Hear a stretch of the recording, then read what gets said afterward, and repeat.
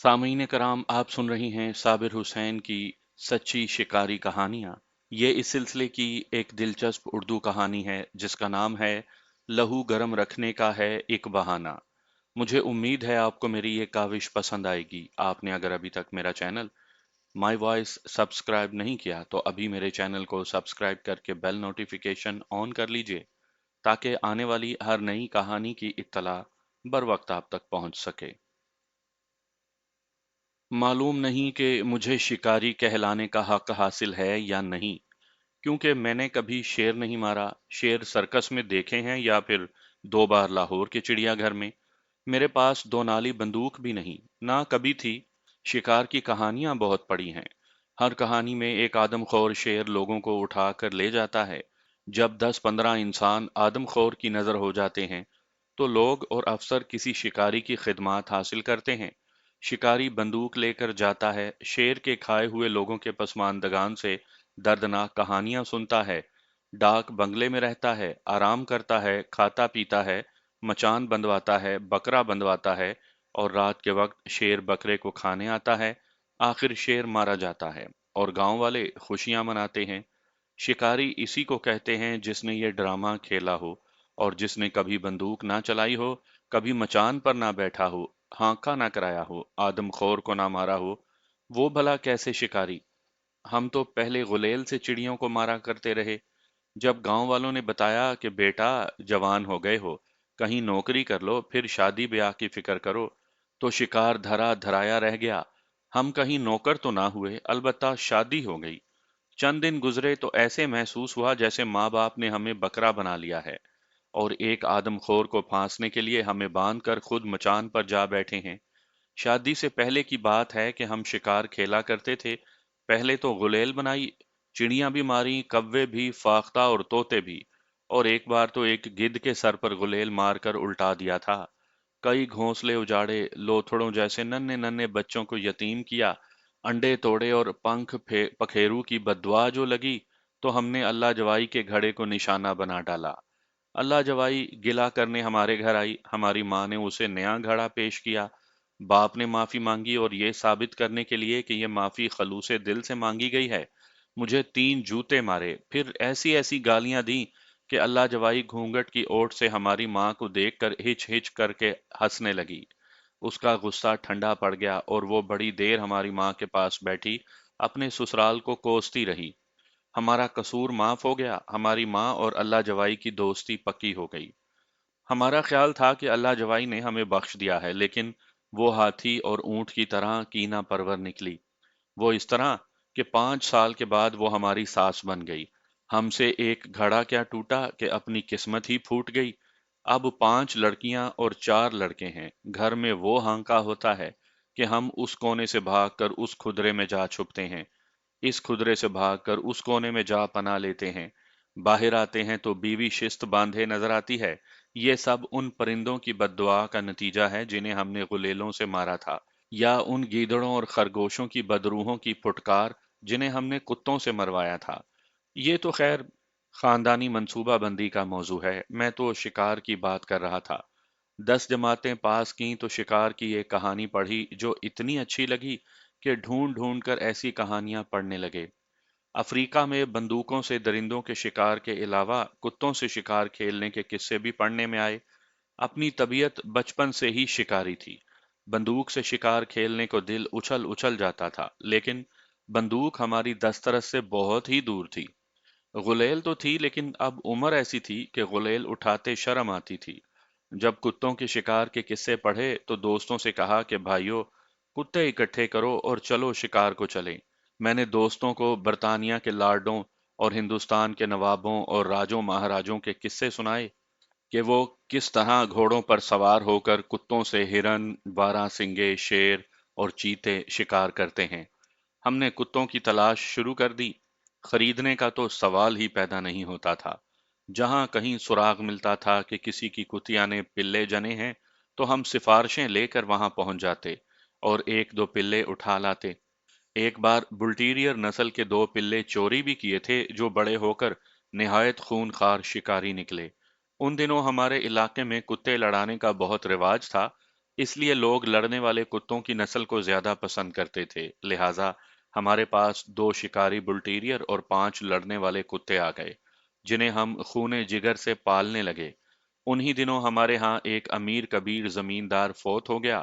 اس کے 2 بیٹے تھے، ارشد اور افضل، دونوں نوجوان اور دونوں ہی ہماری منڈلی کے سرگرم ہمجولی۔ بے شمار زمین کے علاوہ باپ ان کے لیے بہت سا نقد روپیہ چھوڑ کر مرا تھا۔ دونوں بھائیوں نے اس نقدی کو اجاڑنا شروع کر دیا۔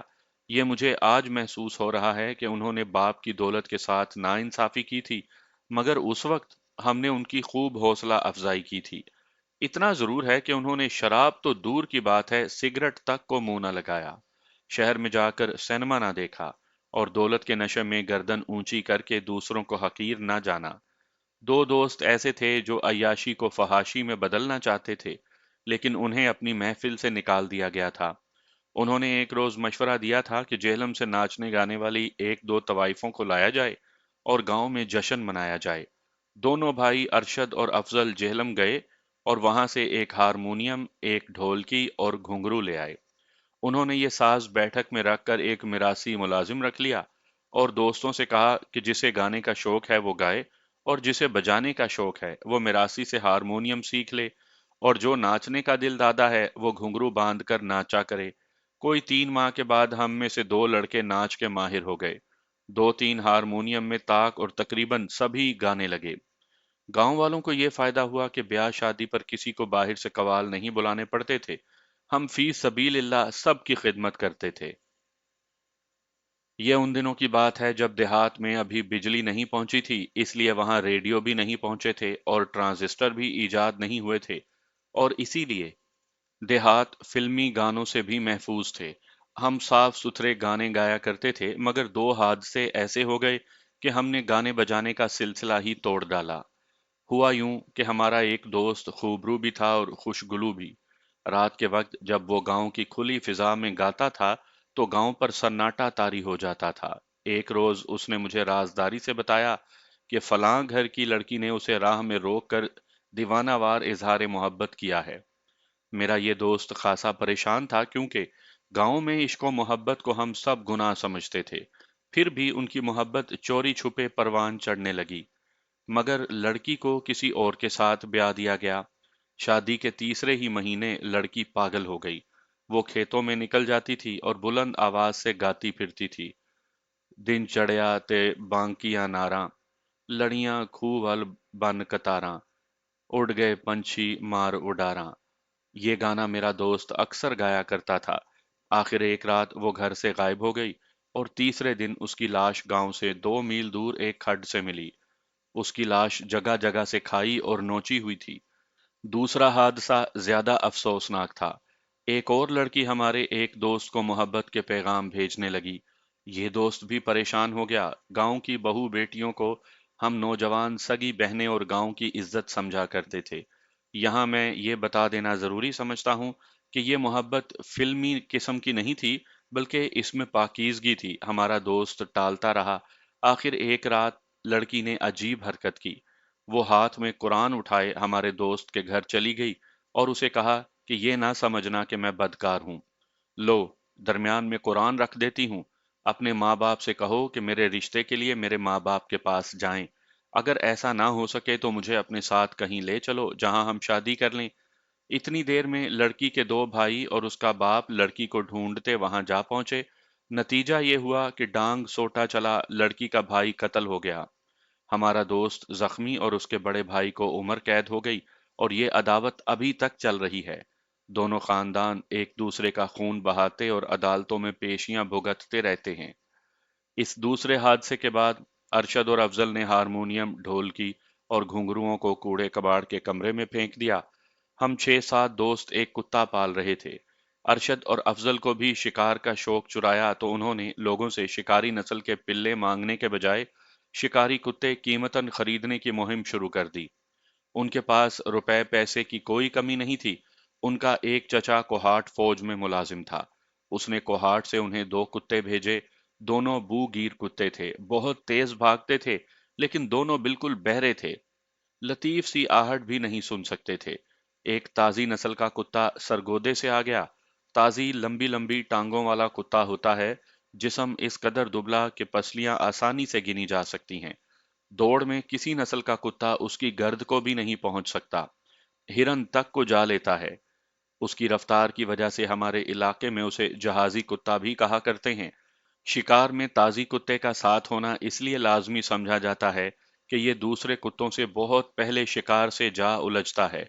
वो सिर्फ दौड़ सकता है, दरिंदे का मुकाबला नहीं कर सकता, लेकिन उसे भागने नहीं देता, और फुर्तीला होने की वजह से उसकी वार की जद में भी नहीं आता। इतनी देर में खूनखार नस्लों के कुत्ते पहुंच जाते हैं और चंद मिनटों के बाद शिकार की बोटी भी नहीं मिलती। 3-4 महीनों तक अरशद और अफजल के यहाँ कमोबेश 10 कुत्ते जमा हो गए, जिनके लिए उन्होंने एक मकान अलग कर दिया और 2 नौकर रख लिए। जब हमारे 6-7 कुत्ते बड़े भी हो गए, तो हमने उन्हें अरशद और अफजल के कुत्तों की जमात में शामिल कर लिया। अब शिकार के प्रोग्राम बनने लगे। हम बर्तानिया के लॉर्ड या हिंदुस्तान के नवाब और महाराजे तो थे नहीं कि घोड़े भी खरीद लेते। हमें कुत्तों के साथ शिकार के पीछे अपने पांव पर भागना था। हम में से किसी को भी कुत्तों के शिकार के मुतल्लिक जर्रा भर सूझबूझ नहीं थी। ना ये इल्म था कि कुत्तों को एक टीम की सूरत में किस तरह ट्रेनिंग दी जाती है। पेशतर इसके कि मैं आपको बताऊं कि हमारा इलाका किस कदर दुश्वार गुजार और कितना ऊट पटांग है, मैं शिकार की पहली और सबसे बड़ी मुश्किल का जिक्र कर दूं। हमें चूंकि कुत्तों को ट्रेनिंग देने का इल्म ही नहीं था, इसलिए हम 10-12 लड़के 10-12 कुत्तों को साथ लिए शिकार को निकल गए। अचानक एक झाड़ी से एक खरगोश निकला और हवा हो गया। तमाम कुत्ते उसके पीछे भागे और उनके पीछे हम भागे। ताजी कुत्ते ने 200-300 गज का फासला गोली की तरह तय किया और खरगोश को मुंह में उठाकर झंझोड़ने लगा। कोहाट के 2 बहरे कुत्ते पहुंच गए। एक ने खरगोश को मुंह में ले लिया और दूसरा ताजी कुत्ते पर टूट पड़ा। इतने में 8 और कुत्ते पहुंच गए। उनमें एक लड़ाका और बड़ा ही खूनखार कुत्ता था। उसने उस कुत्ते की गर्दन को मुंह में ले लिया जिसके मुंह में खरगोश था। खरगोश तो अलग जा पड़ा, लेकिन कुत्ता तड़पने और खर्राटे लेने लगा। खरगोश एक और कुत्ते के मुंह में आ गया और उस कुत्ते पर 2 कुत्ते टूट पड़े। थोड़ी देर के बाद खरगोश का तो नामो निशान ना रहा, लेकिन कुत्तों का यह आलम कि एक दूसरे को लहू लुहान कर रहे थे। हम कभी एक को पिछली टांगों से घसीटते, कभी दूसरे के सर पर थप्पड़ मारते। सबसे ज्यादा मजलूम ताजी कुत्ता था। वो लड़ तो नहीं सकता था, क्योंकि लड़ना उसका शेवा नहीं। वो दुम को पिछली टांगों में दबाकर हमारी टांगों में पनाह ले रहा था। ऐसा कयामत खेज मार्का था कि कुत्तों के भौंकने, गुर्राने और उनकी खूनखार आवाजों के सिवा कुछ सुनाई न देता था। हमारे लिए फायर बंदी करवाना नामुमकिन हो गया। अरशद कुत्तों को छुड़ाते हुए गिर पड़ा और 2 कुत्ते उसकी पीठ पर लड़ने लगे। आखिर हमने दूर खड़े होकर उन पर मिट्टी के ढेलों की बारिश बरसा दी। कुत्तों को हम खुला ले गए थे, कोई एक भी जंजीर नहीं थी। बाज लड़कों ने पगड़ियां बांध कर रखी हुई थी। उन्होंने पगड़ियों से रस्सों का काम लिया और एक एक कुत्ते पर काबू पाया। 3 कुत्ते अभी तक बेकाबू थे और पगड़ी कोई नहीं थी। मैंने अरशद और अफजल ने अपनी अपनी शलवारें उतार दी, उनके अजारबंद निकाले और 3 कुत्तों के पटों से अजारबंद बांधकर उन्हें काबू किया। शलवारें कंधों पर डालीं और गांव को चल दिए। गांव करीब आया तो कुत्तों को खुला छोड़कर अजारबंद शलवारों में डाल लिए और शलवारें पहनकर गांव में दाखिल हुए। तकरीबन सभी कुत्ते जख्मी थे और एक दूसरे को देखकर गुस्से से गुर्रा रहे थे। उनके आपस के ताल्लुकात कशीदा हो जाने की वजह से हमारी शिकारी मुहिम रुक गई और हम सोचने लगे कि इन्हें सुलह सफाई से शिकार खेलने की ट्रेनिंग किस तरह दी जाए। हमारा इलाका मैदानी नहीं। जेहलम से रावलपिंडी की तरफ जाओ तो ऊंचे ऊंचे पहाड़ों से निकलकर सोहावा का गांव आता है। यहाँ से रावलपिंडी तक और सकेसर की पहाड़ियों से कश्मीर की सरहद तक का इलाका पत्थरों की चट्टानों, मिट्टी के टीलों और गहरे खड्ड नालों का इलाका है। खेत ऊंचे नीचे हैं। बास जगहों पर ऊंचे नीचे खेतों का सिलसिला 500-700 गज दूर तक चला जाता है। आखिर में आप घबरा कर रुक जाते हैं, क्योंकि मैदान यकलख्त खत्म हो गया है और आप 200-250 फुट बुलंद टीले या अमूदी दीवार पर खड़े हैं। नीचे देखिए तो या कोई खुश्क नाले का पाट होगा या खेतों का एक और सिलसिला, या महज खड्ड और खाइयां। जगह जगह मिट्टी की दीवारें खड़ी नजर आती हैं, जिनके ऊपर चढ़ जाओ तो थोड़ी दूर तक खेत नजर आएंगे। आगे फिर वसी खाइयां और खड्ड, खुश्क नदी नाले बेशुमार हैं। जिनमें बरसात में पानी बहता है और बरसात गुजर जाने के बाद वहां रेत ही रेत रह जाती है। झाड़ियां आम हैं और दरख्तों की कहीं तो इतनी बहुतात है कि झुंड नजर आते हैं और कहीं दूर दूर तक कोई पेड़ नजर नहीं आता। इन खदोखाल ने ऐसी दुश्वारी पैदा कर रखी है कि पक्की सड़कें नहीं बनाई जा सकती। अभी तक बार बर्दारी के लिए ऊंट और गधे इस्तेमाल होते हैं और लोग तवील मुसाफत पैदल तय करते हैं। इस इलाके में जो दिलचस्प और अजीब चीज देखने में आती है वो बरसाती पानी के जमीन दोज रास्ते हैं। बरसात में बारिश बहुत ज्यादा होती है। ऊंचे नीचे खेतों का पानी सैलाब की सूरत इख्तियार करके अपना रास्ता बना लेता है। किसी नशेबी खेत में जंगली चूहों ने, जिनमें से बाज बिल्ली जितने भी बड़े होते हैं, बड़े बड़े बिल बनाए हुए होते हैं। सैलाबी पानी उन बिलों में दाखिल हो जाता है। चूहों के बिल जमीन के अंदर दूर तक गए हुए होते हैं। जहां बिल खत्म होते हैं और जमीन खासी नरम होती है, वहां ऊपर से पानी बड़ी जोर से बिलों में दाखिल होता है और चूहों की दुनिया से गुजरता हुआ रास्ता बनाता चला जाता है और दूर कहीं किसी टीले के दामन से जा बाहर निकलता है। अजीब बात यह है कि ऊपर से खेत सही सलामत और काबिल काश्त रहता है। जहां से पानी बाहर निकलता है वहां बरसात के बाद गार का मुंह बन जाता है। बाज खेत धंस जाते हैं और वहां खड्ड बन जाते हैं। ऊपर जिस खेत से पानी अंदर दाखिल होता है वहां का मंजर ज्यादा हैरान कुन होता है। पीछे से सैलाब चला आ रहा है और एक जगह जाकर पानी गायब हो जाता है। बरसात के फौरन बाद तमाम पानी खारिज हो जाता है और एक आध महीने के बाद क्या अंदर क्या बाहर जमीन खुश्क हो जाती है। जहां से पानी बाहर आता है वहां गार का दहाना बन जाता है। उसमें दाखिल हो जाओ तो अंदर कई एक कुशादा रास्ते नजर आते हैं। उनकी छतें बुलंद होती हैं। बाज जगहों पर झुककर चलना पड़ता है। आगे चले जाओ तो रास्ते भूल भुलैया बन जाते हैं। घुप अंधेरा होता है और दम घुटता है। बरसात के बाद उन गारों के अंदर गीदड़, ऊदबला, सै, को और जहरीले सांप आकर आबाद हो जाते हैं। वो अंदर अपने अपने घर बना लेते हैं। ऐसी ही गारों और जमींदोज भूल भुलैयों में खरगोश भी रहते हैं। यही जानवर हमारा शिकार हुआ करते थे। कभी कभार एक दो भेड़िए या लोमड़ी भी सामने आ जाती थी। उन दरिंदों को गारों से बाहर निकालने के लिए हम कोई बकरा नहीं बांधा करते थे, ना कोई मचान बनती थी। हम खुद बकरे बनते और शिकार को बाहर निकालने के लिए किसी भेड़िए की कचार या किसी सांप के बिल पर जा पांव रखते थे। पहले शिकार पर कुत्तों के ताल्लुकात बिगड़ गए थे, जिससे हमारे सामने ये मसला आन खड़ा हुआ था कि उन्हें आपस में ना लड़ने की तरबियत किस तरह दी जाए। एक बुजुर्ग ने बताया कि कुत्तों को किसी एक जानवर के पीछे भगाओ और हाथों में डंडे या हंटर लेकर कुत्तों के साथ रहो। जो कुत्ता दूसरे पर हमला करे उसे मारो और उसकी तवज्जो शिकार की तरफ करो। जाहिर है कि हम खरगोश के पीछे भागते कुत्तों का साथ पा प्यादा तो दे नहीं सकते थे। आखिर गोल मेज कॉन्फ्रेंस के बाद हमें एक ऐसा जानवर नजर आ गया जिसके साथ हम दौड़ सकते थे। ये था गधा। वेरान खेतों में इधर उधर के गांव के गधे अक्सर चरते चुगते रहते थे। हमने एक रोज एक गधे को पकड़ा और उसे गांव वालों की नजरों से दूर खड नालों के इलाके में ले गए। हमारे साथ तमाम कुत्ते थे और हमारे हाथों में बारीक बेद और रस्सियों के हंटर। हमने कुत्तों को गधे के पीछे छोड़ा तो गधा सर पट भागा, लेकिन कुत्ते उसे कहाँ जाने देते। चंद कदमों पर उसे कुत्तों ने घेर लिया और उस पर पल पड़े। हर कुत्ता उसे अपना शिकार समझकर दूसरे कुत्तों से उलझता था और हम बुजुर्ग की बताई हुई तरकीब पर अमल कर रहे थे। हमने आपस में लड़ने वाले कुत्तों को खूब पीटा और उनकी तवज्जो शिकार पर मरकूज करने की पूरी पूरी कोशिश की। इसके साथ ही ये ख्याल भी रखा कि गधा भी जख्मी ना हो, वरना गांव में हमारा जीना महाल हो जाता। ये काम आसान नहीं था। हम सब शिकारी आधे घंटे में पसीने में शराबूर और अधमुए हो गए, मगर ये यकीन ना आया कि ये तरकीब कामयाब है। हमने हिम्मत और इस्तकलाल का दामन ना छोड़ा और हर रोज एक गधे को दूर ले जाकर कुत्तों की ट्रेनिंग करने लगे। एक रोज एक गधे ने हमारा काम आसान कर दिया। वो इस तरह कि उस गधे ने कुत्तों से डरने के बजाय एक कुत्ते के ऐसी दौलत्ती मारी कि वो कलाबाजियां खाता दूर जा पड़ा। फौरन बाद एक और कुत्ते के मुंह पर दौलत्ती पड़ी। ये दोनों कुत्ते इंतहाई गुस्से के आलम में गधे पर हमलावर हुए तो गधे ने घूम कर एक दौलत्ती झाड़ दी। इस तरह चार पांच कुत्तों को दौलत्तियां पड़ी। उनका हर इंतकामी हमला नाकाम होने लगा तो कुत्ते एक दूसरे का ताउन हासिल करने के लिए एक दूसरे का मुंह देखने लगे, फिर मिलकर गधे पर हमला करने लगे। अब कुत्तों का दर्द मुश्तरक था और दुश्मन भी मुश्तरक। हमने देखा कि उन्होंने एक दूसरे से लड़ना तर्क कर दिया और गधे से इंतकाम लेने के लिए एक हो गए।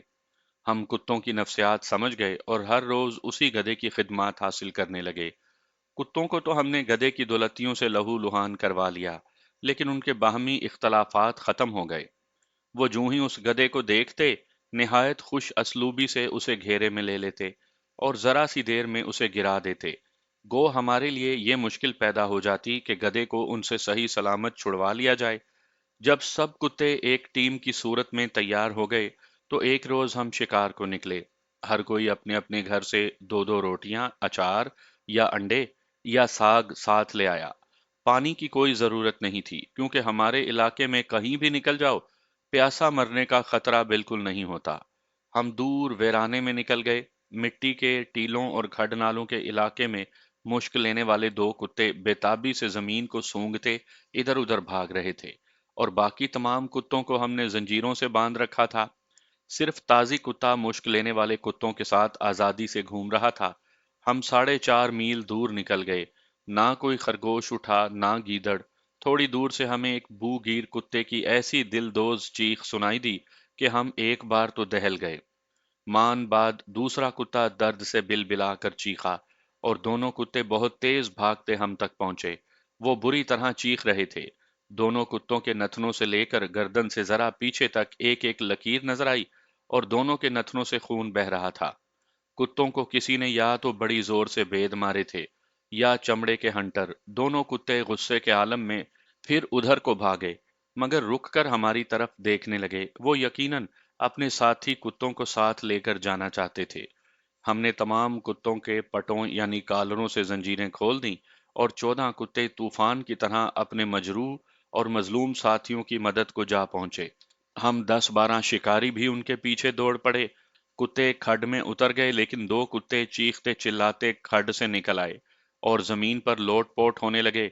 खड्ड के अंदर से कई और कुत्तों की चीखें सुनाई दे रही थीं। हम पहुंचे तो देखा कि वहां एक गो थी। दुम से नाक तक कमोबेश 3 गज लंबी थी। 1 गज लंबी तो उसकी सिर्फ दुम थी। गो छिपकली की शक्ल का जानवर होता है। मुंह छिपकली की तरह चौड़ा नहीं, बल्कि लंबा, और नथने नोकदार होते हैं। टांगे और दुम बिल्कुल छिपकली की तरह। लेकिन ये जानवर 1 गज से 4 गज तक लंबा होता है। उसके पंजे दरिंदों की तरह तेज और खाल बहुत सख्त होती है। वो अपना दिफा दुम से करती है। उसकी दुम आखिर में जाकर बारीक हो जाती है, जिस पर छोटे छोटे कांटे होते हैं। उसके पंजों की गिरफ्त और गिरफ्त की मजबूती का अंदाजा इससे कीजिए कि किसी वक्त डाकू जिंदा गो को कमंद के तौर पर इस्तेमाल किया करते थे। गो की कमर के गिर्द मजबूत रस्सा बांधकर उसे मकान की छत पर फेंक दिया जाता था, और नीचे से रस्सा खींचा जाता था। गो छत पर पंजे गाड़ दिया करती थी, और डाकू रस्से की मदद से एक एक करके छत पर चढ़ जाया करते थे। गोया एक हट्टे कट्टे आदमी के बोझ से भी गो के पंजों की गिरफ्त ढीली नहीं होती थी। गो को पालना और सुधाना बेहद खतरनाक होता है। सिर्फ बच्चे को पाला जा सकता है। जिस खड्ड में हमारे कुत्ते उतर गए थे, वहां का मंजर खौफनाक भी था और दर्दनाक भी। दो कुत्तों के नथनों से खून बह रहा था। खड्ड खासा वसी था। दरमियान में 3 गज लंबी अकेली गो 14 कुत्तों का मुकाबला कर रही थी। अभी तक कोई कुत्ता उसे छू भी नहीं सका था, और जरा सी देर में उसने 5 कुत्तों को लहू लुहान कर दिया था। जब वो दुम को घुमाती तो आंधी की चीखों की तरह आवाज सुनाई देती थी, फिर शराब की आवाज, और एक कुत्ता तड़पने लगता था। कोहाट के एक बुल्टीरियर ने फुर्ती दिखाई। उसने गो का पूरा मुंह अपने मुंह में ले लिया। हमने फतह का नारा लगाया, लेकिन गो ने एक पंजा कुत्ते की आंख में और दूसरा दूसरी आंख में डाला, और 1 सेकंड में हमारे इतने खूबसूरत बुल्टीरियर की दोनों आंखों के ढेले बाहर पड़े थे, और गो ने आंखों से लेकर जबड़ों के नीचे तक की खाल और गोश्त उधेड़ डाला। कुत्ते के जबड़ों की हड्डियां साफ नजर आने लगीं। कुत्ते का वावेला बड़ा ही होलनाक था। उसने मुंह खोल दिया, लेकिन गो ने उसकी जबान को अपने तीखे दांतों में जकड़ रखा था। कुत्ता तड़पने लगा, मगर गो उसकी जबान को छोड़ नहीं रही थी। इस दौरान गो की दुम शूं शराब करती तेजी से मुतहर्रिक रही और दूसरे कुत्ते आगे बढ़ बढ़कर दुम से बचने के लिए पीछे हट रहे थे। बुल्टीरियर का अंजाम बहुत दर्दनाक था। उसके मुंह के अंदर और बाहर अब खून ही खून था। हम में से किसी ने बड़े गुस्से में कहा, कुत्तों को मत मरवाओ, हटा लो कुत्ते। और हमारा एक दोस्त जाबर खान आगे बढ़ा। उसने एक कुत्ते के कॉलर में जंजीर डालना चाही तो कुत्ता बेकाबू होकर इधर उधर भागा। एक और कुत्ता तेजी से जाबर की टांगों में आन उलझा और जाबर ऐसा गिरा कि गो के करीब जा पड़ा। गो की दुम का खौफनाक जन्नाटा सुनाई दिया और जाबर तड़प कर दोहरा हो गया। वो जरा सीधा हुआ ही था कि दूसरा जन्नाटा सुनाई दिया जो जाबर की पसलियों पर पड़ा।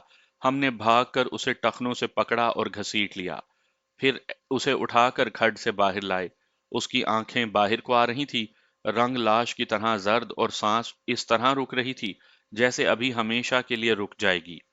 दुम की दोनों जरबें उसके सीने पर पड़ी थी और सीने पर स्याह काले रंग की लकीरें उभर आई थी। कुत्ते हार गए थे और बुल्टीरियर जमीन पर पड़ा तड़प रहा था और उसकी जबान गो के बेरहम मुंह में जकड़ी हुई थी। हम जंजीरें लेकर आगे हुए और बड़ी मुश्किल से कुत्तों को जंजीरें डालीं। जाबर बेहोश हो चुका था। दो लड़कों ने उसे उठाया और गांव को चल पड़े। हम सब ने बड़े बड़े पत्थर जमा किए और गो पर बरसाने लगे, लेकिन उसकी खाल इस कदर सख्त थी कि उस पर कोई असर ही नहीं हो रहा था। एक बार गो जाने किस तरह उलट गई और उसका पेट सामने आ गया। बैक वक्त दो पत्थर उसके पेट पर पड़े तो उसका पेट फट गया और उसने कुत्ते की जबान छोड़ दी। फिर हमने गो को सीधा ना होने दिया। हमारा बुल्टीरियर खून बह जाने की वजह से बेहिस पड़ा आखिरी सांसें ले रहा था। हम दौड़ते हुए उन लड़कों तक पहुंचे जो जाबर को उठाए गांव को जा रहे थे। जाबर की हालत अच्छी नहीं थी। हमने देखा कि उसका सीना सूज गया था। हमने उसे बारी बारी उठाया और 4.5-5 मील का फासला तय करके गांव पहुंचे। देहात में दूर दूर तक किसी डॉक्टर का नामो निशान नहीं था। वैसे हर गांव में एक हकीम या सियाना जरूर होता था। हमारे गांव के सियाने ने मरहम पट्टी की, मगर रात भर जाबर बेहोश रहा। सुबह के वक्त गांव के बुजुर्गों ने जोर दिया कि इसकी चारपाई उठाओ और कस्बे के सरकारी अस्पताल ले जाओ। कस्बा 5 मील दूर था। हम सब दोस्तों ने जाबर की चारपाई उठाई और लंबी मुसाफत पर पा प्यादा रवाना हुए। मगर निस्फ रास्ता तय हुआ था कि जाबर बड़ी ही लंबी मुसाफत तय करके आखिरी मंजिल पर जा पहुंचा। उसका बाप, एक भाई, माँ और उसकी एक शादीशुदा बहन साथ थी। हम वहीं से चारपाई उठाए गांव को लौट आए। निस्फ सदी गुजर गई है, लेकिन जाबर की माँ और बहन के बैन और जिगर खराश फरियादें अभी तक मेरे जहन में गूंज रही हैं। उसके मरने के बाद पहली जुमेरात की रात लोगों ने जाबर की कब्र पर दिया जलता देखा तो सब हैरान रह गए, क्योंकि दिया घर वालों ने नहीं जलाया था। दूसरे दिन दोपहर तक दिया जलता रहा, फिर तेल खत्म होने की वजह से बुझ गया। किसी ने दिया ना उठाया। अगली जुमेरात दिया फिर जल रहा था। मरहूम के माँ बाप और लवाहिकीन कस्में खाते थे कि दिया उन्होंने नहीं जलाया। देहात में तो तोहम परस्ती का खासा दखल होता है। लोग उसे शिरशरार और किसी गैबी कुवत का करिश्मा समझने लगे। कोई भी जुर्रत नहीं करता था कि जुमेरात की रात कब्रिस्तान में जाकर चोरी छुपे देख ले कि दिया कौन जलाता है। आखिर एक जुमेरात अरशद, अफजल और मैं शाम के बाद कब्रिस्तान में जा छुपे। 2 अढ़ाई घंटों के बाद हमने एक औरत को जाबर की कब्र तक जाते देखा, जिसने कब्र के करीब बैठकर दिया सलाई जलाई और दिया जला दिया। हमने दिए की रोशनी में अच्छी तरह पहचान लिया। वो जाबर की मंगेतर थी और रिश्ते में वो उसकी चचाजाद भी थी। वो 15-20 मिनट तक कब्र पर हाथ फेरती रही और आंसू पोंछती रही, फिर चली गई। हम तीनों दोस्तों ने इस बात को राज ही रखा। उसने 4 जुमेरात दिया जलाया था। 2 साल के बाद उस लड़की की शादी दूसरे गांव में हो गई और शादी के 3 साल के बाद उसके यहाँ पहला बच्चा पैदा हुआ। माँ ने बच्चे का नाम जाबर रखा। गांव में चंद दिन खुसर फुसर हुई थी, क्योंकि देहाती माहौल में कोई लड़की मरे हुए मंगेतर की मोहब्बत का इजहार इस तरह नहीं कर सकती, लेकिन बच्चे का नाम जाबर ही रहा। अजीबो गरीब इत्तफाक देखिए कि ये जाबर सितंबर 1965 की जंग में चुविंडा के मैदान में लड़ता हुआ शहीद हो गया। जब उसकी लाश गांव में आई तो सब ने देखा कि 2 गोलियां उसके सीने की खाल को चीरती गुजर गई थी। एक पहलू से दूसरे पहलू तक کچھ گولیاں اس کے ایک پہلو میں داخل ہو کر دوسرے پہلو سے گزر گئی تھی۔ یہ دشمن کی مشین گن کا برسٹ تھا۔ جابر کے سینے پر گولیوں کو دیکھ کر اس کی ماں نے کہا تھا، اس جابر کے سینے پر بھی ایسی ہی دو لکیریں تھیں، اور وہ جابر جو ہمارا دوست تھا 50 سال گزرے ہمارے ہاتھوں میں مر گیا۔ تو گاؤں کے لوگ ہم شکاری نوجوانوں کو برا بھلا کہنے لگے۔ بعض نے ہمیں گالیاں بھی دیں۔ در حقیقت ہم خود اپنے آپ کو کوس رہے تھے، کیونکہ یہ حادثہ ہمارے شکار کے خبط کا نتیجہ تھا۔ ہم نے شکار سے توبہ کر لی۔ جابر کی رسم کل تھی، سارے ہی گاؤں کے مرد جمع تھے۔ ہم تمام شکاری بھی موجود تھے کہ کسی نے ہمیں پھر ڈانٹ ڈپٹ شروع کر دی۔ ہم مجرموں کی طرح سر جھکا کر چپ بیٹھے رہے۔ آخر دو بوڑھے ہماری حمایت میں بولے۔ یہ دونوں پہلی جنگ عظیم میں رسالے تھے اور فرانس کے محاذ پر لڑے تھے۔ یہ اس مشہور اور تاریخی مسلمان رسالے کے سوار تھے جس نے پہلی جنگ عظیم کے دوران ترکوں کے خلاف لڑنے سے انکار کر دیا تھا۔ ایک بوڑھے نے گاؤں والوں کو ڈانٹ دیا اور طنزیہ لہجے میں کہا کہ ان لڑکوں کے ہاتھوں پر مہندی لگا دو، ان کے سروں پر دوپٹے رکھو اور انہیں چوڑیاں پہنا کر گھر بٹھا لو۔ دوسرے بوڑھے نے کہا کہ لڑکوں کو بھاگنے دوڑنے دو، انہیں موت سے نہ ڈراؤ، ہم کل پرسوں مر جائیں گے تو گاؤں کی عزت کو کون سنبھالے گا؟ دونوں بڈھوں نے ہمیں کہا کہ کسی سے نہ ڈرو، شکار کھیلو، کبڈی کھیلو، کشتی لڑو اور زخمی ہونا سیکھو۔ میرے تایا جان نے تائید میں پہل کی اور کہا کہ اگر میرا بھتیجا شکار یا کبڈی کھیلتے مر گیا تو میں روؤں گا نہیں۔ اس طرح تائید میں کئی اور آوازیں اٹھیں اور ہم اگلے شکار کی اسکیمیں بنانے لگے۔ کتوں کا یہ حال تھا کہ ایک تو مر ہی گیا تھا اور 6 کتے اتنے زخمی تھے کہ پانی بھی نہیں پی سکتے تھے۔ ان کی تھوتنیاں سوج گئی تھیں۔ گو نے ان کا برا حال کر دیا تھا۔ اتنا فائدہ ضرور ہوا کہ کتوں نے آپس میں سمجھوتا اور شکار پر ایک دوسرے سے نہ لڑنے کا خاموش معاہدہ کر لیا۔ ایک ماہ کے بعد کتے شکار کے لیے تیار ہو گئے۔ ہم شکار کے لیے نکلے تو سب کی مائیں گلیوں میں یا کوٹھوں پر کھڑی ہمیں گالیاں دے رہی تھی۔ خدا ان تمام ماؤں کو جنت نصیب کرے۔ ان میں سے آج کوئی بھی زندہ نہیں۔ ہم ماؤں کی گالیوں کی بوچھاڑ میں دور ویرانے میں نکل گئے۔ ہم نے راستے میں فیصلہ کیا کہ اگر گو سے سامنا ہو گیا تو اسے نظر انداز کریں گے۔ اس روز ہمارے ساتھ ایک نیا شکاری جوان اور اس کی نئی کتیا تھی۔ تھوڑے ہی دن پہلے اس نے چھوٹی سی یہ کتیا جہلم سے خریدی تھی اور اس کا نام جیکی رکھا تھا۔ ہمارا یہ دوست ہر وقت اپنی جیکی کی تعریفیں کرتا رہتا تھا۔ ہم جھاڑیوں اور کھڈ نالوں کے علاقوں میں پہنچے تو ہمارا تازی کتا اچانک دوڑ پڑا۔ اسے دوڑتا دیکھ کر کتے زنجیریں توڑوانے لگے۔ ہم نے دیکھا کہ دور ایک گیدڑ بھاگا جا رہا تھا۔ وہ گہرائیوں میں گم ہو جاتا اور 1-2 منٹ کے بعد کسی بلند جگہ کھڑا نظر آتا، ہماری طرف دیکھتا اور پھر سر پٹ بھاگ اٹھتا۔ ہم نے کتوں کو آزاد کر دیا اور نئے شکاری نے جیکی کو بھی کھول دیا۔ کتوں کے پیچھے ہم بھی بھاگ اٹھے۔ تازی کتے نے گیدڑ کو جا لیا اور اسے منہ ڈالنے کے بجائے اسے اپنی مخصوص رفتار پر بھاگتے بھاگتے دھکا دیا۔ گیدڑ لڑکنیاں کھاتا چلا گیا۔ ابھی اٹھ ہی رہا تھا کہ تازی کتے نے گھوم کر اس پر حملہ کیا اور گیدڑ ہماری طرف بھاگا۔ ادھر سے ہمارے کتے جا رہے تھے۔ گیدڑ نے رخ بدلا تو کتوں نے پھیل کر اسے گھیرے میں لینے کی کوشش کی۔ وہیں کہیں سے 2 خرگوش نکلے اور الگ الگ سمتوں کو بھاگ کھڑے ہوئے۔ کتے 3 حصوں میں تقسیم ہو گئے۔ ہم گیدڑ کے تعاقب میں دوڑتے رہے۔ گیدڑ، خرگوش اور کتے کھڈ نالوں میں غائب ہو گئے اور ہم دوڑ دوڑ کر ہانپ گئے۔ اب ہم کتوں کی آوازوں پر بھاگ رہے تھے۔ ایک نشیب سے آوازیں تو سنائی دے رہی تھی لیکن کتے نظر نہیں آتے تھے۔ نیچے جا کے دیکھا تو ایک تنگ سا غار نظر آیا جس کے اندر کشت و خون ہو رہا تھا۔ ہم نے غار میں گھسنے کی کوشش کی لیکن آگے راستہ بہت تنگ تھا۔ اتفاق کی بات تھی یا ہماری خوش قسمتی کہ ہم سب غار کے منہ سے ہٹ آئے۔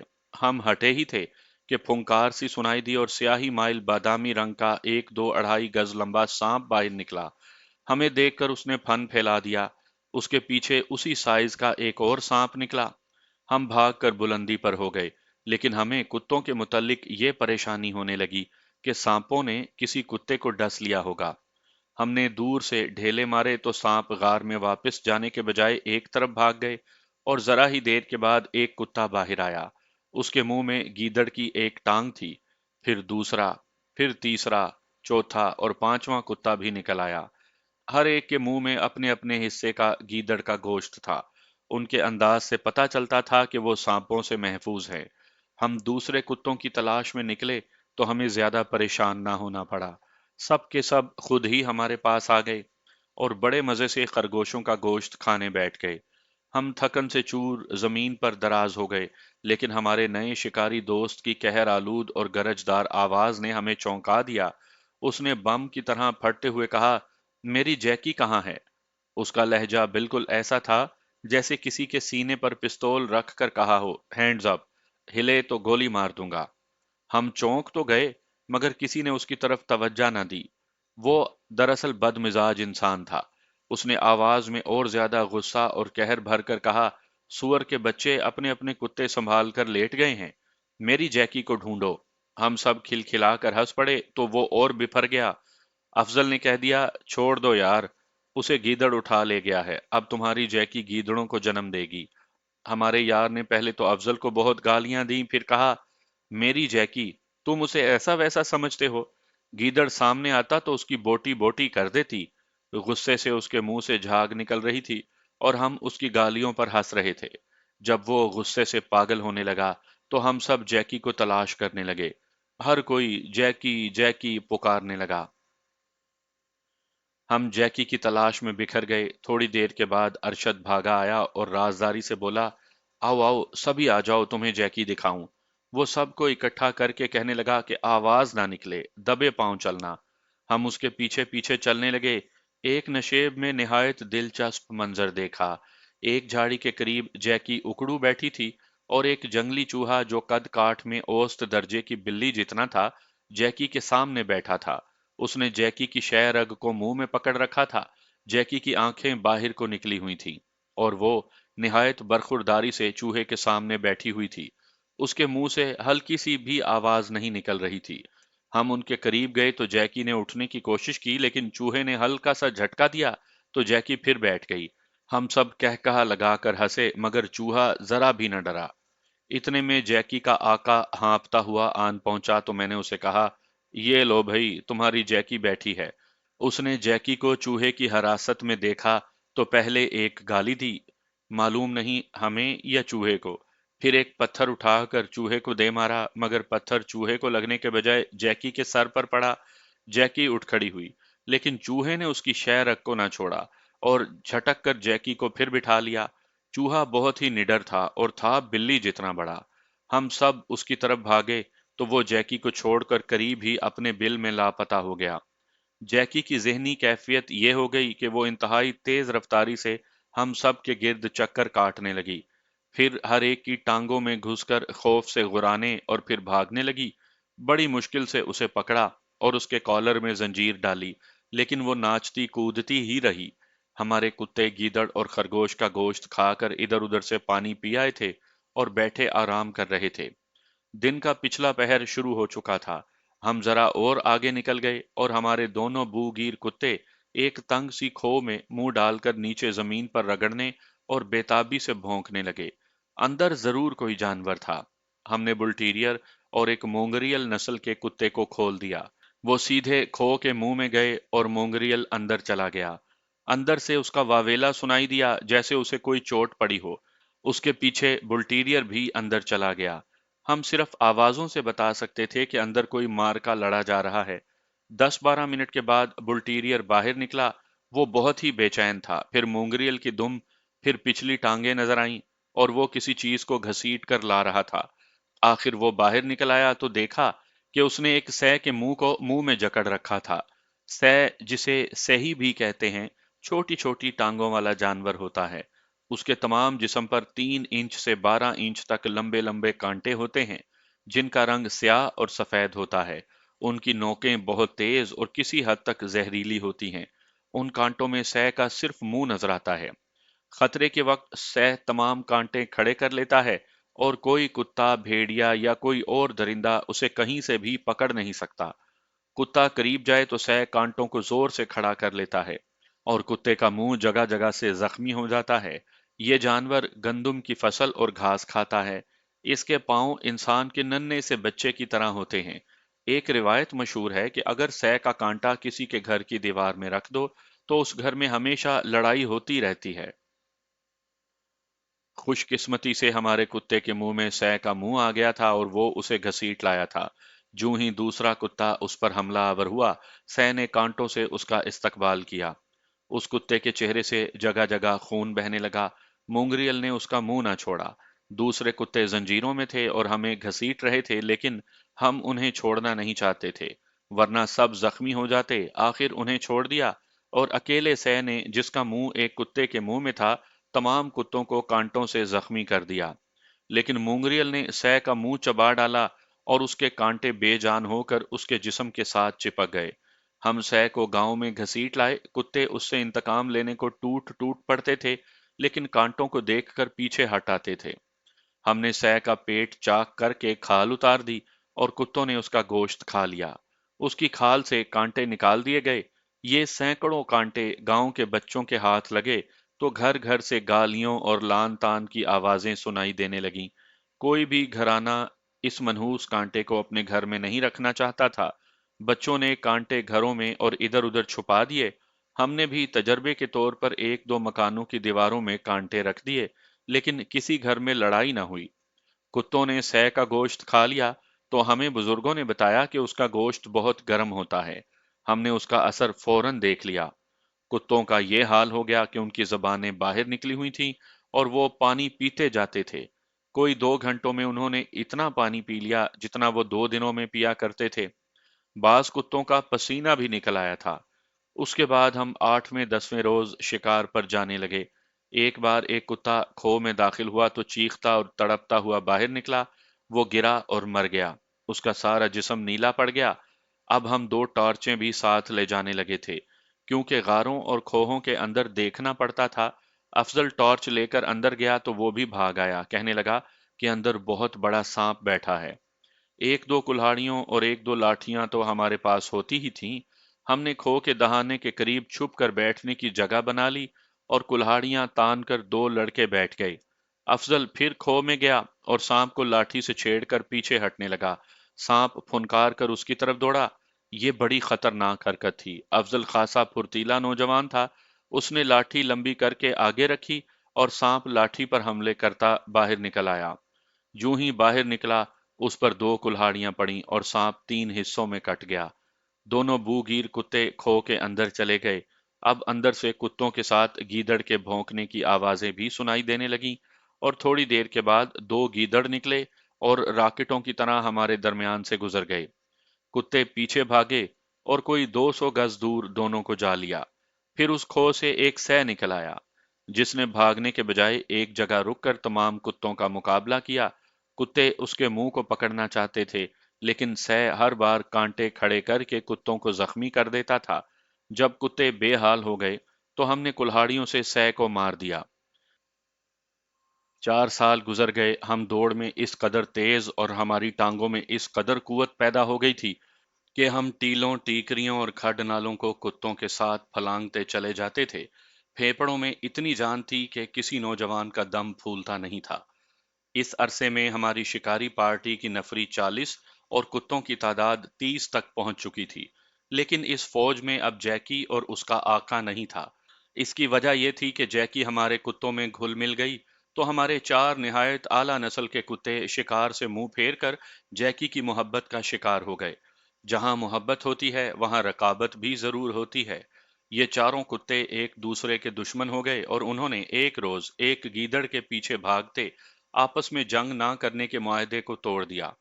उनमें कैमलपुर से मंगवाया हुआ एक लड़ने वाला खूंखार कुत्ता तीनों रकीबों को बुरी तरह पटक कर जैकी को साथ लिए अलग जा बैठा।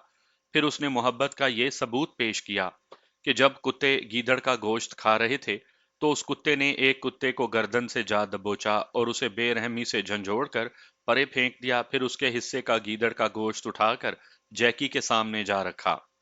जैकी गोश्त खाने लगी तो उसका चाहने वाला ये खूनखार कुत्ता उसके सर और मुंह पर बड़े प्यार से जबान फेरने लगा। उसी शाम अरशद और अफजल के कुत्तों ने तवेले में और उन तीनों कुत्तों ने जैकी के आशिक पर हल्ला बोल दिया और उसकी खूब गत बनाई। जब हम चंद दिन बाद फिर शिकार पर चलने लगे तो हमने जैकी के आका से कहा कि खुद आ जाओ, जैकी को साथ ना ले चलो क्योंकि हमारे कुत्ते खराब होते हैं। इस पर वो नाराज हो गया और जैकी को साथ लिए घर चला गया। जब हम शिकार से वापस आए तो गांव वालों से मालूम हुआ कि अच्छू हम सब से सख्त नाराज है। कहता है कि मैं जैकी को उनके कुत्तों के साथ कभी नहीं ले जाऊंगा। उनके कुत्ते कमीन नस्ल के हैं। फिर उसने बड़े गुस्से से कहा कि उनके तमाम कुत्ते बदमाश हैं। इस लंबे अरसे में हमने बड़े बड़े खतरनाक काम किए, जिनमें एक ये था कि हम उन गारों में दूर अंदर तक चले जाते थे और जमीन दोज भूल भुलैयों में घूम आते थे जो ऊपर से बहते हुए पानी ने बनाई हुई थी। इस तरह कुत्तों के बजाय हम खुद एक या दो आदमी अंदर जाकर शिकार को बाहर निकालते थे। कई बार सांपों से आमना सामना हुआ। बाज औकात गो सामने आ गई और उसने दुम से हमला कर दिया, और एक बार एक लोमड़ी सामने आ गई जो उचक कर हमला करने के लिए तैयार हो गई। हमने टॉर्च की रोशनी उसकी आंखों पर मरकूज रखी और पीछे हटते आए और इस तरह उसे बाहर निकाल लाए। बाहर आते ही कुत्तों ने उसे दबोच लिया और लोमड़ी का नामो निशान न रहा। इस दौरान एक अजीब किस्म का हादसा हो गया जिसके मुतल्लिक मैं कोई राय नहीं दूंगा। बात यूं हुई कि हम अक्सर सह को मार लाते थे। बुजुर्गों ने हमें कई बार बताया था कि उसका गोश्त जिस्मानी कुव्वत के लिए अक्सीर होता है, और जो आदमी दो चार मर्तबा उसका गोश्त खा ले वो कभी बूढ़ा नहीं होता। इसकी तस्दीक एक खाना बदोश सन्यासी ने कर दी, और उसने हमें यह भी कहा कि वो हमसे मरी हुई सह 10 रुपयों में खरीद लिया करेगा। उस जमाने के 10 रुपए आज के कई सौ रुपयों के बराबर थे। हम चूंकि नौजवान थे और बेफिक्रे, हमने मौलवियों से पूछा कि क्या सह हलाल है। हमने ये साबित कर दिया कि ये जानवर गोश्त और मुर्दार नहीं खाता, बल्कि फसल और घास खाता है। हमने कस्बे के एक आलिम से भी जा पूछा। ज्यादा तादाद उन मौलवियों की थी जिन्होंने फतवा दिया कि सह हलाल है। हमारे गांव में एक नौजवान था जिसका नाम आफताब था। आफताब बचपन से मजहब का तालिब इल्म बन गया था। वो जेहलम में 3 साल किसी आलिम की शागिर्दी में रहा था। फिर उसने गांव की मस्जिद में आकर दरूद और वजीफे और रात रात भर जाग कर चिल्ला कशी शुरू कर दी थी। उसने दो टोक फतवा दिया कि सह हलाल है। इत्तफाक से हम एक सै को शिकार कर लाए थे जो अभी मरी नहीं थी। उसे ज़िबा किया। उसका थोड़ा सा गोश्त हमने अरशद और अफजल के घर खुद ही पकाया। आफताब ने अपने फतवे पर अमल करते हुए बहुत सा गोश्त खा लिया, मगर हम में से किसी ने भी ना खाया। मुझे याद नहीं कि हमने क्यों नहीं खाया था। शायद कुछ कराहत सी महसूस होती थी। उसी रात गांव में ये खबर फैल गई कि आफताब को कोई खौफनाक रोग लग गया है। हम उसके घर गए तो वो बिस्तर में चित लेटा था। हमें देखकर कह कहे लगाने लगा। उसकी आंखें बाहर आ रही थीं। चेहरे पर ऐंठन और रगों में खिंचाव साफ नजर आता था। हम दोस्तों ने उसे बारी बारी बुलाया, मगर वो हमें पहचान न सका और कह कहे लगाता रहा। फिर यकलख्त चुप हो गया और गरज कर बोला, पानी पिलाओ, पानी पिलाओ। उसकी माँ पानी ले आई। हम चार आदमियों ने उसे बिठाया और पीठ पीछे सहारा दिया। उसने पानी का एक गिलास एक सांस में पी डाला और फिर गरज कर बोला, पानी पिलाओ, पानी पिलाओ। यकीन कीजिए कि वो पानी मांगता रहा और पीता रहा और कमोबेश 1 गैलन पानी पी गया। हमने उसे लिटा दिया और वो फिर कह कहे लगाने लगा। उसका चेहरा पहले सुर्ख था, फिर नीला पड़ने लगा। हम आधी रात के बाद अपने अपने घरों को आ गए। रात को ही दूसरे गांव से एक हकीम को बुलाया गया। अपने गांव के पेश इमाम ने तावीज लिखकर उसके बाजुओं के साथ बांध दिए और तमाम रात उसके सरहाने कुरान पढ़ता रहा। दूसरा दिन भी इसी तरह गुजरा। आफताब कह कहे लगाता रहा और पानी पीता रहा। रात का पहला पहर था कि हमें गांव की उस गली में जो आफताब के घर को जाती थी, औरतों की चीखें सुनाई दी। वो अपने भाइयों और खाविंदों को पुकार रही थी। मैं भाग कर पहुंचा। मेरे हाथ में कुल्हाड़ी थी। गांव के सारे ही नौजवान कुल्हाड़ियां और छड़ियां लेकर निकल आए। देखा कि चार औरतें दीवार के साथ दुबकी हुई खौफजदा होकर चीख रही हैं और एक दूसरे के पीछे छुप रही हैं। हमने उनसे पूछा कि क्या हुआ, तो सब बैक वक्त बोलने लगी, ये देखो, ये इतने सारे लोग नेज़े उठाए हुए हमें उठाकर ले जाना चाहते हैं। उनकी आंखें देखो, वो खला में इशारे कर रही थी, मगर हमें नेज़ों वाले लोग नजर नहीं आ रहे थे। हमने चार औरतों को घेरे में ले लिया और करीब के मकान में ले गए। वो बहुत ही ज्यादा खौफजदा थी। उन्होंने बताया कि वो आफताब की बीमार पुरसी के लिए गई थी। जब उसके घर से निकलकर यहाँ पहुंची तो अचानक 20-25 लंबे तड़ंगे मर्द हाथों में नेज़े उठाए उनके गिर्द जमा हो गए और कहने लगे कि हमारे साथ चलो। उन औरतों ने उन मर्दों का हुलिया ये बताया कि उनके सर और चेहरे साफों में लिपटे हुए थे, सिर्फ आंखें नजर आती थीं, और उनकी आंखें चमक रही थी। उनके हाथ बहुत लंबे लंबे थे और गर्दनें भी बहुत लंबी थी। उस वक्त तो हम सब डर गए थे और यकीन कर बैठे थे कि आफताब पर शिरशरार का कब्जा हो गया है। जब उन्होंने आफताब के कहकहे सुने और उसकी बाहर निकली हुई आंखें देखीं, तो उन औरतों को शिरशरार नजर आने लगे। वो दहशत जदा होकर बाहर निकली तो चारों में से एक ने चीख मार कर कहा, ये देखो कौन है, नेज़े उठाए हुए हैं, इनकी आंखें देखो। और दूसरी औरतों को भी वही कुछ नजर आने लगा। ये शायद उनके तसव्वुर का कसूर था जो उन्हें सामने दिखाई देने लगा था। ये खबर भी गांव में मशहूर हो गई और उस रात जो भी औरत आफताब को देखकर गली में आती, उसे नेज़ों वाले ये मर्द नजर आते और वो चीखें मारती भाग उठती। हकीकत यह है कि हम में से किसी मर्द ने कोई ऐसा आदमी ना देखा। हम रात भर कुल्हाड़ियां और लाठियां उठाए गलियों में पहरा देते रहे। इस दौरान पेश इमाम ने ये इंकशाफ कर दिया कि आफताब एक चिल्ला कर रहा था, जिसके दौरान उसे गोश्त और खसूसन सै जैसे जानवर का गोश्त नहीं खाना चाहिए था, जिसके मुतल्लिक अभी मुस्तनद फैसला नहीं हुआ था कि हलाल है या हराम। बहरहाल पेश इमाम ने फतवा दिया कि चिल्ला उलट गया है और अब शिरशरार और भूत प्रेत गांव में उतर आए हैं। पेश इमाम के इस इंकशाफ ने गांव में दहशत पैदा कर दी और घर घर से कुरान की सदाएं उठने लगीं।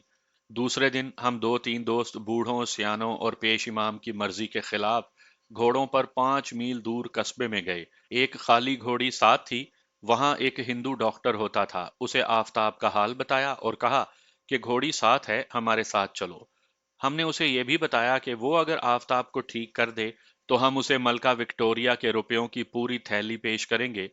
उस जमाने में मलका विक्टोरिया की तस्वीर वाला रुपया चलता था, जिसकी चांदी खालिस होती थी। डॉक्टर को घोड़ी पर बिठाया और गांव लाए। उसने आफताब को देखकर कहा कि गर्दन तोड़ बुखार है। गर्दन तोड़ बुखार क्या होता है, हमें आज तक इल्म ना हो सका। उस दौर में हमने बड़े बुखार, बारी के ताप, सूखे और नज़ले के सिवा किसी और बीमारी का नाम नहीं सुना था। ना उन दिनों इंजेक्शन और तरह तरह की दवाइयां होती थी। डॉक्टर ने जब यह सुना कि उसने सह का गोश्त खाया है, तो उसने सर झुका लिया और कहा कि अब इसे पानी पिलाते रहो ताकि मौत की तलखी से महफूज रहे, और दुआ करो कि जल्दी मर जाए। जब हम डॉक्टर को कस्बे में छोड़कर वापस आए तो आफताब मर चुका था। उस दौर के लोग अब भी कहते हैं कि चिल्ला उलट गया था, मगर मैं अब भी कहता हूं कि यह कोई ऐसा रोग था जिसे डॉक्टर नहीं समझ सका था। ये सारा फतूर सै के गोश्त का था। हो सकता है कि सै ने कोई जहरीली चीज खाई हो, जिसका असर उसके गोश्त में रह गया हो। ये दरअसल चिल्ला नहीं बल्कि मौलवियों का अपना फतवा उलट गया था। हमारे गांव का ये दूसरा नौजवान हमारे शिकार के जनून का शिकार हो गया था। हमने आफताब के 40वें के बाद शिकार का एक और प्रोग्राम बनाया और अब के बहुत दूर पहाड़ियों तक जाने का इरादा किया। हमने छोटी उम्र के लड़कों को साथ जाने से रोक दिया, क्योंकि हमारी मुसाफत बहुत लंबी थी।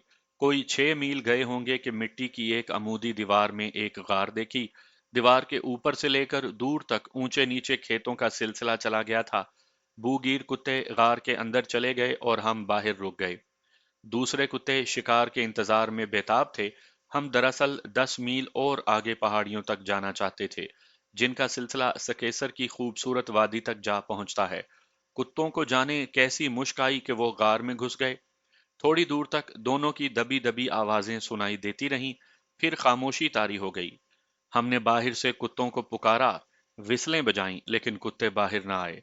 ये गार हमारे इलाके के उन मखसूस कुदरती गारों में से एक था, जो ऊपर के सैलाबी पानी का जमीन दोज रास्ता होता है। अंदर उसके कई रास्ते बन जाते हैं। अरशद अंदर चला गया। बदकिस्मती से हम कोई टॉर्च साथ लेकर नहीं गए थे, क्योंकि हमारा प्रोग्राम गारों के अंदर जाने का था ही नहीं। अरशद को गए हुए 15-20 मिनट गुजर गए तो हमने आवाजें दी, लेकिन कोई जवाब ना मिला। मैं गार में दाखिल हुआ। दहाना ज्यादा चौड़ा और ऊंचा नहीं था, झुक कर अंदर जाना पड़ता था। मैं अंदर गया तो 4-5 कदमों के बाद अंधेरा रास्ता दाएं तरफ मुड़ गया। आगे घुप अंधेरा था। मैं दीवार को टटोलता आगे बढ़ता गया। चंद कदम आगे रास्ता बंद हो गया। मैंने दाएं और बाएं टटोला तो कोई और रास्ता नजर ना आया। मैं वापस आया तो अचानक एक और रास्ता आ गया। मैं उधर मुड़ा और गार के दहाने पर जा पहुंचा। अंदर के अंधेरे और घुटन से दिल डूब रहा था। अरशद यकीनन अंदर की अंधेरी भूल भुलैयों में घूम गया था। हम सब घबरा गए। پھر میں اور ارشد کا بڑا بھائی افضل اندر گئے۔ ٹارچیں ساتھ نہ لانے پر ایک دوسرے کو لعنت ملامت کی۔ اندھیرا اتنا گہرا تھا کہ ہاتھ کو ہاتھ سجائی نہ دیتا تھا۔ میں آگے آگے تھا، جن راستوں سے میں واپس آیا تھا ہم دونوں نے وہی راستے پھر دیکھے۔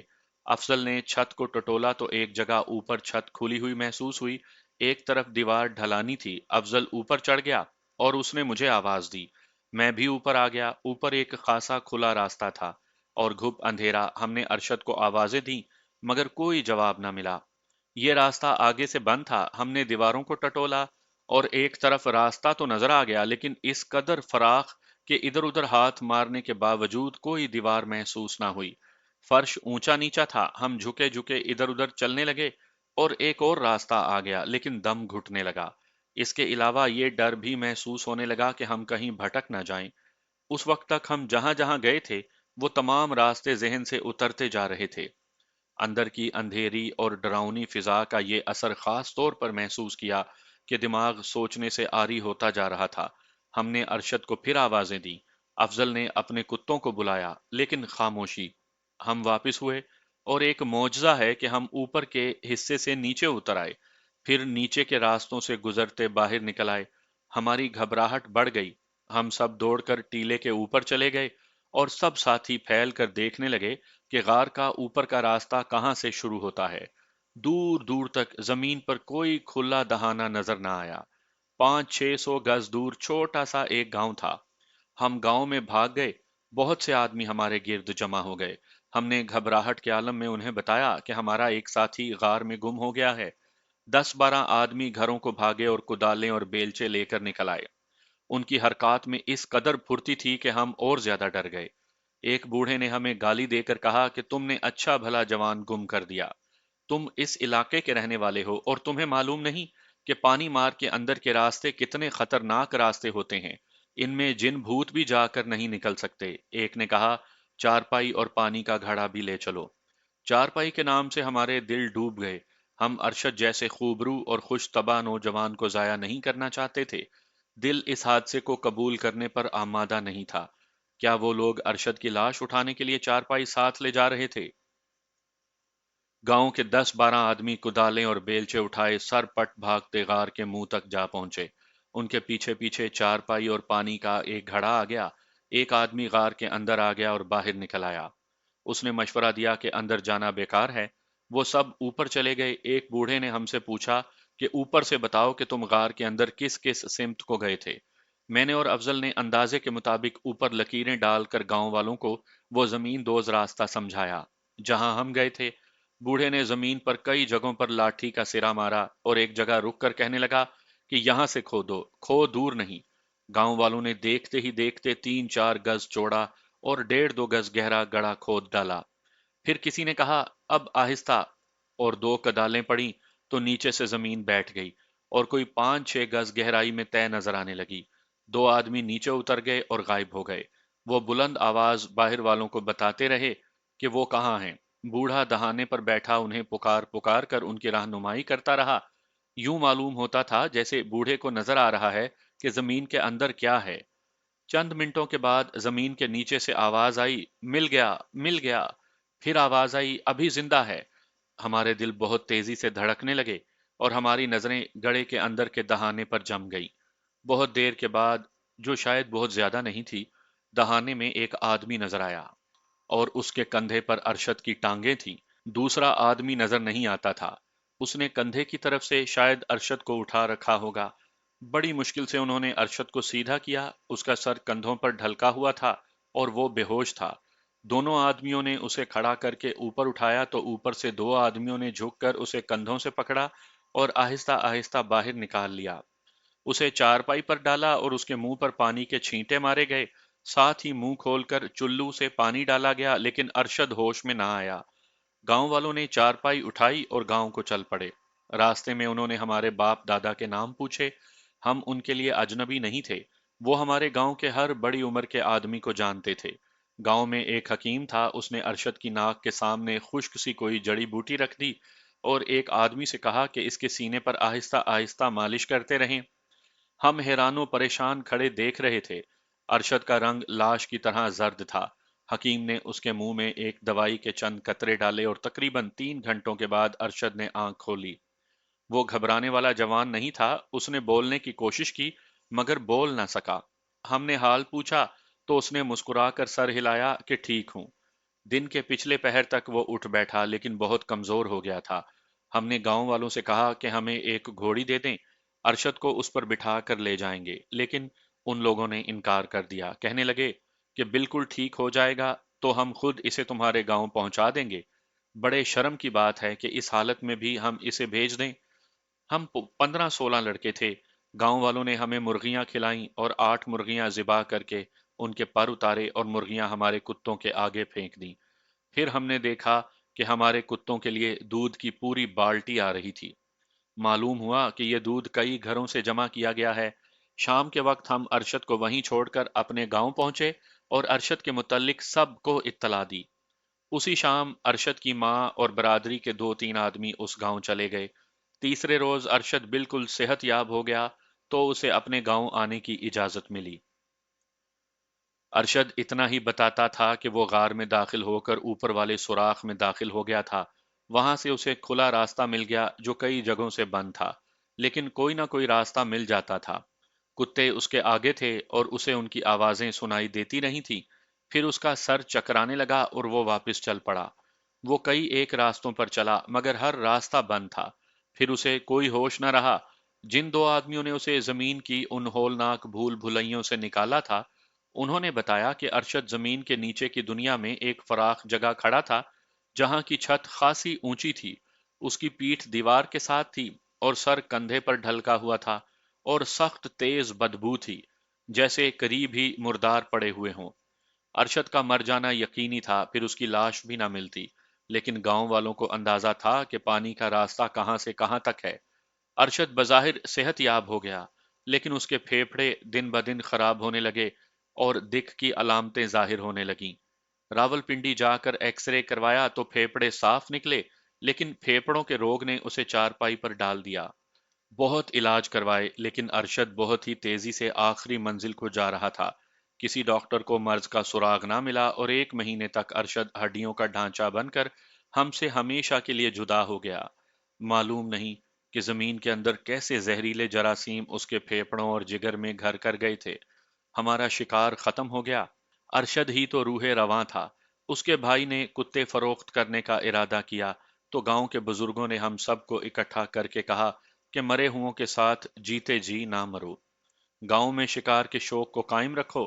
جس بزرگ نے پہلی جنگ عظیم لڑی تھی اس نے کہا، بچوں، ایک دوسرے کے پیچھے مرتے چلے جاؤ اور اس بھاگ دوڑ کو نہ چھوڑو، بیکار بیٹھ کر کیا کرو گے؟ گاؤں کی لڑکیوں کو دیکھ دیکھ کر ہیر وارث شاہ گاتے رہو گے؟ اٹھو اور بھاگو دوڑو۔ بزرگوں کی حوصلہ افزائی ہمیں پھر کھڈ نالوں میں لے گئی۔ ہمارے ساتھی ایک ایک کر کے فوج میں بھرتی ہوتے گئے اور ان کی جگہ نئے لڑکے ہماری پارٹی میں شریک ہوتے رہے۔ پاکستان بننے کے بعد زمانہ ایسا بدلا کہ لڑکوں کے انداز بدلنے لگے۔ پھر گاؤں میں ٹرانزسٹر اور ان کے ساتھ فلمی گانے آ گئے۔ لڑکے 10 میل کا فاصلہ طے کر کے قصبے میں فلمیں دیکھنے جانے لگے۔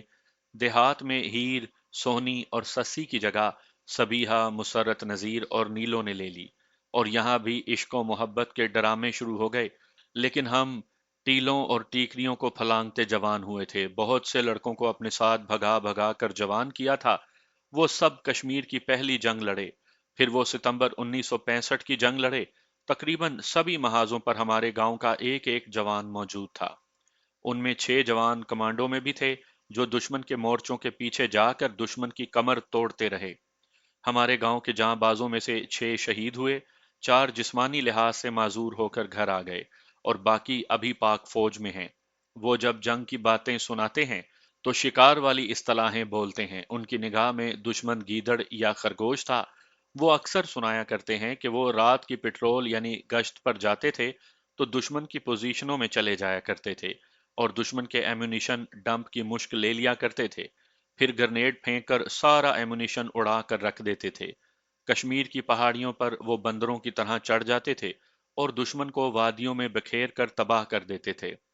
مجھے ڈر تھا کہ شکار ختم ہو گیا ہے اور شکار کا شوق بھی گاؤں میں نہیں رہا۔ اس لیے گاؤں کے نوجوانوں کے خون کو گرم رکھنے کا کوئی بہانہ نہیں رہا، لیکن 6 شہیدوں کی قبروں اور 4 معذور غازیوں اور حاضر نوکری کے مجاہدوں کی بہادری کی کہانیوں نے گاؤں کا خون ایسا گرمایا ہے کہ اب ٹھنڈا نہیں ہو سکے گا۔